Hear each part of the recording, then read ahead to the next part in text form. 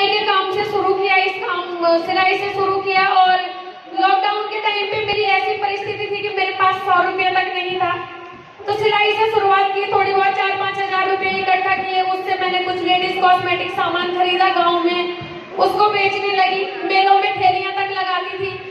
लेकिन उसी बीच मेरे जीवन की सफल मार्गदर्शक मेरी अपलाइन सुषमा कृष्ण दीदी मेरे जीवन में आए और उन्होंने मुझे इस अभियान का विजन क्लियर करवाया। उन्होंने मुझे बताया कि बहन, आप भी जो है कब तक सिलाई करती रहोगी, आप इस काम से बहुत बड़ा काम कर सकते हो इस अभियान के माध्यम से। और ये अभियान महिला सशक्तिकरण पे काम कर रहा है। मैंने कहा मैं कैसे कर पाऊंगी। उन्होंने कहा आपको जो है ऑनलाइन मीटिंग अटेंड करनी है और सीखना पड़ेगा यहाँ पे। तो मैंने कहा दीदी माफ करना, मेरे पास बटन वाला फोन है, मैं नहीं सीख सकती हूँ, मैं कैसे करूंगी।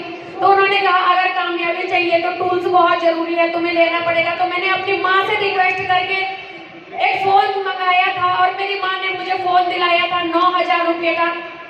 काम करने का कोई बड़ा मकसद नहीं था शुरुआत में, क्योंकि मुझे समझ नहीं आ रहा था, क्योंकि जो मेरी अपलाइन है वो बहुत अच्छी खासी पढ़ी लिखी महिला, उनकी एजुकेशन के बारे में मैं क्या बताऊं, क्योंकि मुझे पता ही नहीं है कि वो डिग्रियां क्या होती है। उनको कहते हैं कि बीएड एमएड क्या क्या कर रखा है, यूटेट सीटेट पता नहीं क्या क्या बोलते रहते हैं वो। तो मैंने कहा ये शायद पढ़े लिखे लोगों का काम है, क्योंकि मैं सिर्फ हाई स्कूल हूँ। और मैंने यहाँ पे जो है मुझे लगा मेरे बस का नहीं है, मैं नहीं कर पाऊंगी।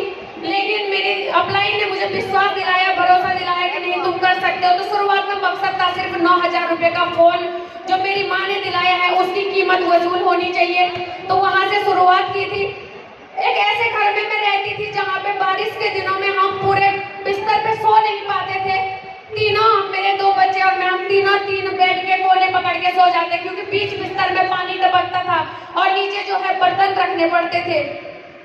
तो इस संघर्ष के साथ मैंने इस काम को शुरू किया और मैं धन्यवाद करती हूँ आदरणीय डीसी सर का, जिन्होंने सही में महिला सशक्तिकरण के ऊपर काम किया है, सिर्फ बातें नहीं। अगर आज ये अभियान नहीं होता, पता नहीं मैं इस दुनिया में होती नहीं होती, और होती भी तो पता नहीं कहाँ किस गुमनाम की जिंदगी जी रही होती। तो एक ऐसी जगह से आने के बाद जो है मुझे यहाँ पर आज इस लेवल पे, स्टार वर्ल्ड के लेवल पे हूँ। और पहली बार जब मैं नेक्स्ट जनरेशन के प्रोग्राम में आई थी, मैं उस कोने में एक जगह पे बैठी थी, मैंने यहाँ पे लोगों को सुना और मैंने कहा रिम्पी अभी तुम्हारी भी उम्र है, तुम कर सकते हो। और एक दिन जो है अंडर 30 के रूप में यहाँ पे आना है इस मंच पे।